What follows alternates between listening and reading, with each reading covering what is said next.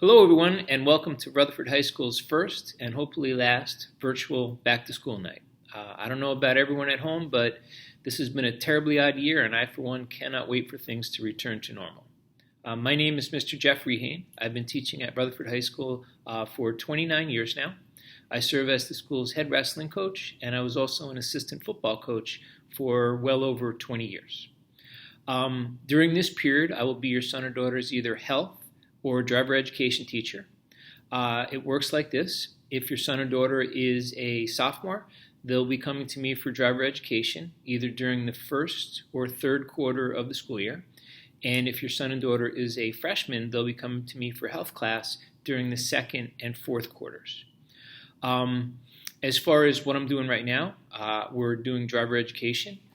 Driver education in the high school is classroom theory. During the course, we'll be learning from everything about the car. We do all of the instruments, gauges, controls that operate a car.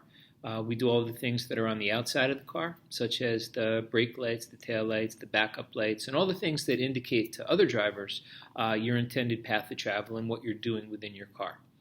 After we do that, we spend a unit doing the rules of the road. Lights, signs, intersections, roadway markings, all of the things that govern how traffic flows. We do a unit on defensive driving and strategies for safe driving, speed control, following distance, right-of-way, things of that nature. We also spend some time dealing with the DUI laws and why it's absolutely not a joke to get a DUI in this day and age.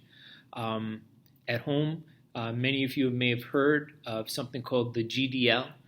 We spend another unit going over the exact steps that students have to take to not only get their driver's license, but what are the rules regarding how they operate a vehicle legally with the whole graduated driver's license system.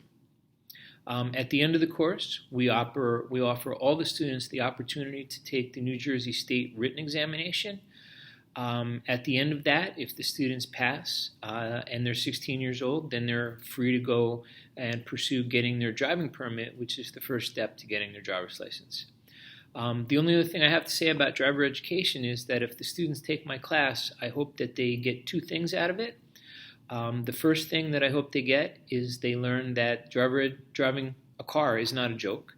Up until this point in their lives, if they got in trouble, the worst that may have happened was they got maybe a detention at school or in trouble with their parents at home.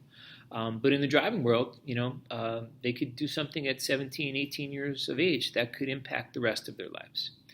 The other goal that I have, of course, is to get the students to pass the state written exam, which is sort of the purpose of the course.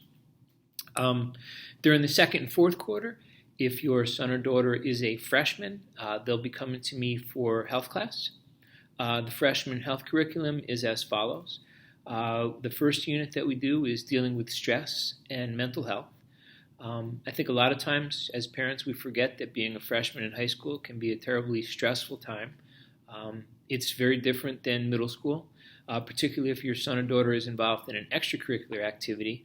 There's a good chance that they're going to leave the house at 7:15, 7:30 in the morning, and if they have a game or a contest at another school, there's a good chance they're not going to be coming home until 8:30 or 9 o'clock at night. And that being said, when they show up to their English class at, let's say, 8 o'clock the next morning, that teacher's going to expect them to have their homework or whatever work due. So we do a lot of talk about making a plan, setting goals, what do I have to accomplish, and if you have a plan, then typically it will reduce the amount of stress that you're experiencing. Also in freshman health, we learn about male and female reproductive systems.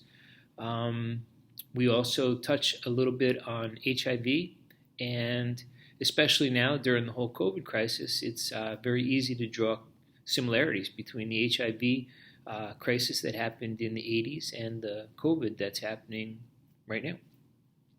Also in freshman health, we do a unit on pregnancy and childbirth. Typically, that's the last unit that we do.